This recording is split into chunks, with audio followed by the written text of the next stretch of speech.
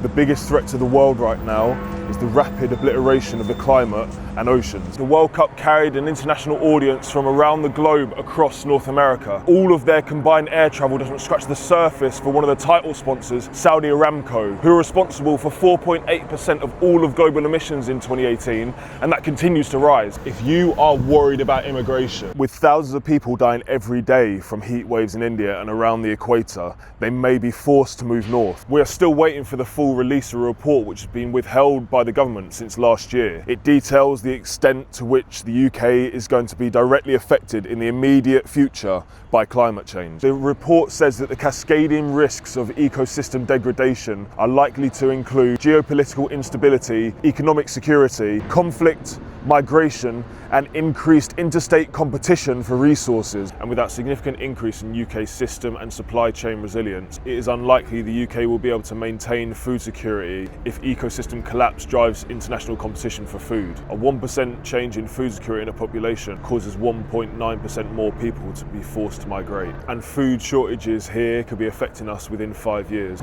This intelligence report also states that in 2010, Western Russia experienced unprecedented heat wave, drought, and a series of wildfires, destroying 17% of the wheat harvest. Russia banned wheat exports, resulting in a sharp rise in international prices. This led to an increased use of food banks in the UK and a rise in poverty and political unrest in countries like Egypt, Tunisia, and Mozambique. This, among many other factors, may have led to the Arab Spring in 2011. As wildfires burn and hundreds die every day in the most recent heat wave, our new Prime Minister, Burnham, will today announce new drilling sites in the North Sea for oil and gas. Burnham said in his first speech as Labour leader that in the 1980s, political power was centralised and economic power was privatised. The country surrendered control of its essentials, housing, water, energy, transport, and left British people exposed to higher costs. He did announce plans to bring back control of British water and energy from those who overcharge us and pollute our rivers and oceans. We must lean into green innovation, leading the world in solar, wind and hydropower rather than building massive data centres. It's been suggested we have 11 years to turn this around.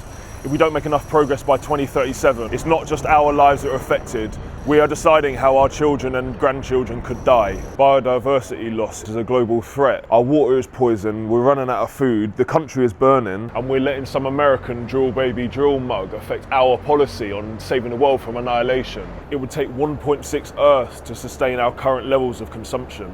Talking of American criminals, Tony Soprano said, "Remember when" is the lowest form of conversation. But remember when days like this were a treat and we weren't expected to change how we build houses and how schools operate? Can a baby survive in a UK house if this continues? Can your elderly grandparent in their house that hasn't changed since the 80s? The UK directly emits less than 1% of all of global emissions, but we should remember when we used to influence the rest of the world. We should aim to positively influence their use of fossil fuels and our investment in rainforest repair. Amazon rainforest clearance has hit 17%, and scientists say that if it reaches 20%, we will reach a tipping point. Land clearance for cattle and crops has cost £800 million here in the UK. We rely on oil and gas for 3/4 of our energy, and there is one solar panel manufacturer in the UK. By investing in this industry, we create jobs here at home, as well as reducing transport costs and emissions, and introducing further measures improve our role in fighting the climate crisis, like Ella's Law. Internationally, the Kunming-Montreal Biodiversity Global Framework is the beginning of this change